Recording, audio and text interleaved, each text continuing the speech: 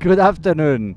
So we are at Wonderfruit 2024, and today we are going to review one of the two stages that Donos Libra and our visual system are taking care. So this is the new forbidden fruit. So it's a lot of things to explain. I will start explaining a bit what is forbidden fruit, what stage has meant for the festival during the past years, and what we are deploying today here from our visual system. So forbidden fruit has been very well known stage for disco, house, a little bit techno vibes. It's always been associated with really happy moods and people coming to dance and really enjoy and have a great time and fun time. It's been super inclusive. I mean, the festival is super inclusive, but forbidden fruit is one of the stages that when I came here first time caught my attention, and you can see all type of people from all over the world dancing and enjoying usually like quite a groovy music. So forbidden fruit used to be over there behind where my team is right now, and it's gone, and they move it over here with this brand new stage. So what they have done is build a whole new structure, and they cover with this nice dye fabrics, kind of yellows and oranges, provides a lot of shadow and provides a lot of lightness to the structure and to the stage, and I think invites everyone that walk past from the entrance that they have to walk all the way over here, and they will see this and they don't see really what is going on inside, and then they can get a glimpse and they see a little bit of the sound system and they see some of the people. So you know, it's quite a nice inviting entrance. So now I invite you to come with me and let's see what they have inside. So layout, bar left and right, and a lot of bamboo beds that really invite you to sit down, chill, lay out, get a drink, and really enjoy under all these nice fabrics. Come, let's have a listen on the sound system. So this year we have the front of house just here. It's not front of house, it's side of house as they call it. So let's do a full review of the system. The team is there. So let's start from the beginnings. What we have is DJ booth. On the DJ booth they have different requests. Every artist has been requesting different type of mixers. I think this year we have quite a lot of requests for Sound 96, Sound 92, and many people have been requesting for rotary mixers. And as you know, we are also distributing Union Audio. So what we have done is bring Orbit 4 LE effects to let those who want to use rotary mixers use them. And we were testing it yesterday and sound great. We also have Elara 6 to be tested here if somebody want to use rotary. From the DJ input, we are using for monitors. Let's go to see the monitoring system. So in a similar way that Japanese team is using in 428, we have the Airstream, which is a 3-way speaker from Void. It's one of the preferred solutions for monitoring. So it's a 15 inches, a 12 inches coaxial with a 3 inches output, high frequency. It's a pretty loud monitor and pretty much full range. But what we have improved compared with last year is we have added the Air 15 subwoofer, which is a single 15 inches subwoofer.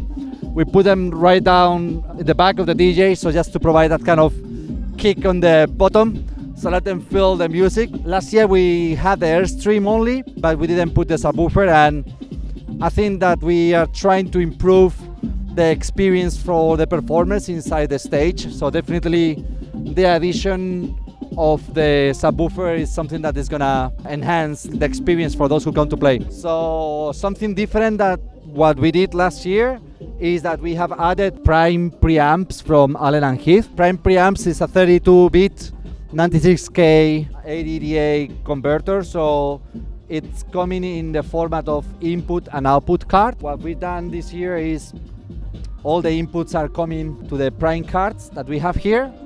So basically all the DJ mixes will come here, and then what we've done is split the different output signals, left, right, left, right, left, right, for all the Void amplifiers, also using the Prime output modules, again a 32-bit. One of the recommendations for people who use Prime is to use the input and the output combined. So people ask, can I use only the input? yes, but you will not have full benefit of the 32-bit conversion. So it's always advisable to use input and output. In this case, we are not using Avantis or SQ. Last year we used SQ. This year we went fully flash to D-Live. So we are using the DM0, which, as you know, is the brain rack of the D-Live system. This is the one that has no input. The only thing that it has is 3 I/O ports. In this case, we are not using any of those, so we are connecting via GigaAce directly to the surface that is on the front of house, which is the S5000, the one we're using this time. And then we're using the 2 DX ports in redundant mode to be connected to the DX32. So basically, the analog output will go to left and right amp series.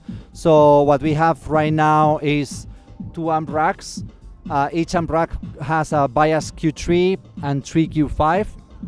So what we are doing to power the subwoofers, especially the Nexus system, is we are bridging the amplifiers, and also we are parallel the subwoofers to run them at 2 ohms. Basically, those subwoofers are quite power hungry and they really need a lot of power to move, but once they move in, they are really quick, and also they have quite a lot of output. But in order to do that, we had to really power them up. It's a pretty straightforward setup. Summarization will be output come to priming on the DX32 connected to the DM0 that is being controlled from the S5000 surface, which is on the front of house, and then the prime output analog is being sent to the Q3s, powering the air motions, and the Q5 that are basically taking care of all the subwoofers and some of the fields like air streams, air 15, and the air ventage. Let's go through more details on that. So let me show you what we've done this year. The area to cover this year is much wider, plus we have outdoor and indoor area, which last year we didn't have. Last year was all indoor and it was pretty much straightforward. So what are we using this year? Last year we used tri-motion. This year we're using 2 air motion per side. Why are we using 2 air motion per side?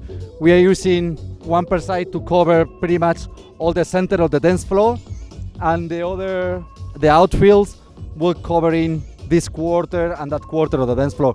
The goal this year, because actually we learned last year, the goal this year is to provide super uniform sound distribution, plus trying to keep a little bit, I think physically the space provides some separation, so people who want to dance, they'll have to move forward to this quarter of the venue, or at least this third of the venue. The people who want to be a little bit quieter, they will obviously, by natural intuition, they will keep themselves on the back of the venue. What else we have new this year?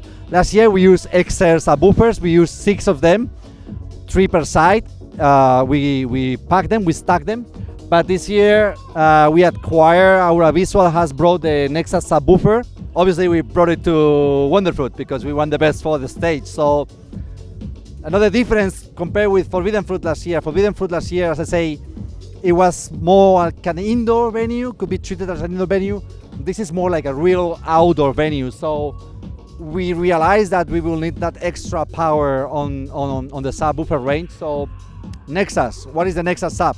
So the Nexus series comprises mid-highs and subwoofer range. We have Nexus 6 installed in Tic-Tac-Toe in Bangkok. So if somebody want to listen how the Nexus mid-high performs, you can please go to visit our friends at Tic-Tac-Toe, and then you will realize about what that machine is capable of doing.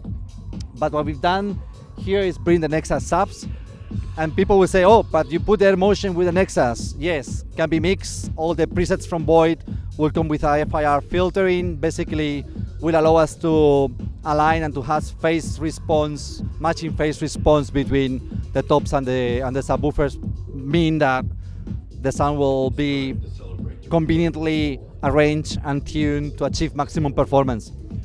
So Nexus sub, at this moment what we have is Nexus Q, which is that kind of crazy looking with a hole in the center subwoofer. It's a pretty unique system design. What it has 4 12 inches mounted in the port, so it's one facing down, another one facing up, another one to the left, another one through the right, and they are shooting inside the port. The port is slotted inside, and what the port is doing is just basically basically projecting the air like a punch out of the box. Plus, it has a little bit of horn design towards the side to complement the frequency range. So 412. Then we have the Nexus XL, which is a single 21 inches, and it's a horn-loaded subwoofer as well, bass pass reflex on subwoofer.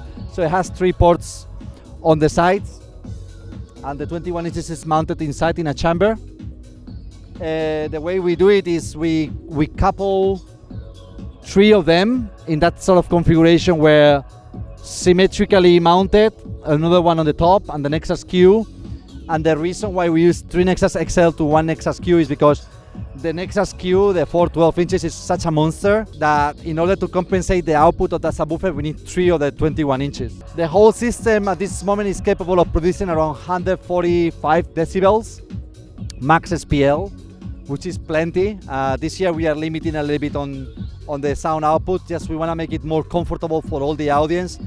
We're trying to make sure that everyone comes here has a really good sounding experience without hurting ears and stuff like that. So we're trying to really apply all the professional approach that we always have on this.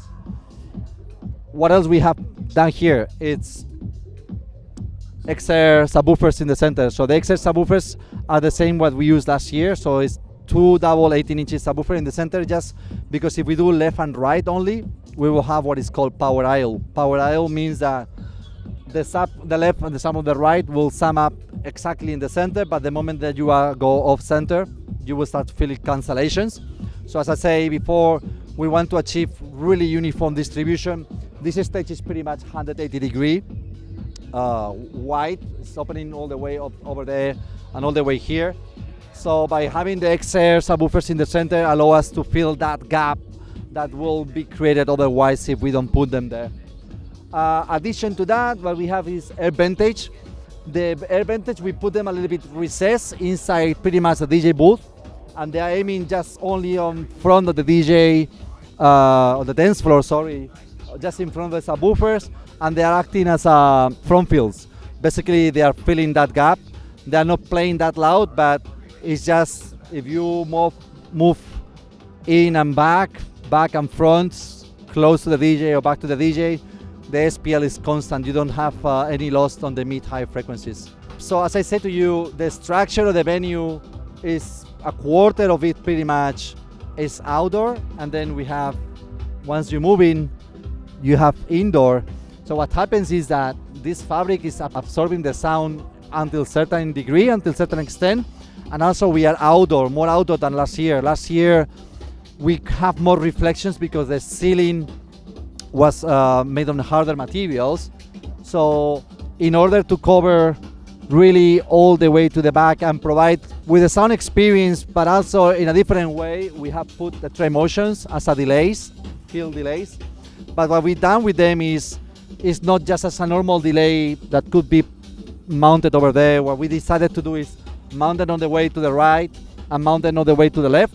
So what it does is increases the stereo image. It feels that the stage is much wider, and in fact the stage is much wider, so the whole audience area is much wider than Forbidden Fruit was before. We're trying to mimic and provide that kind of almost immersive experience, and I think that's pretty much it. I think I haven't forgotten anything.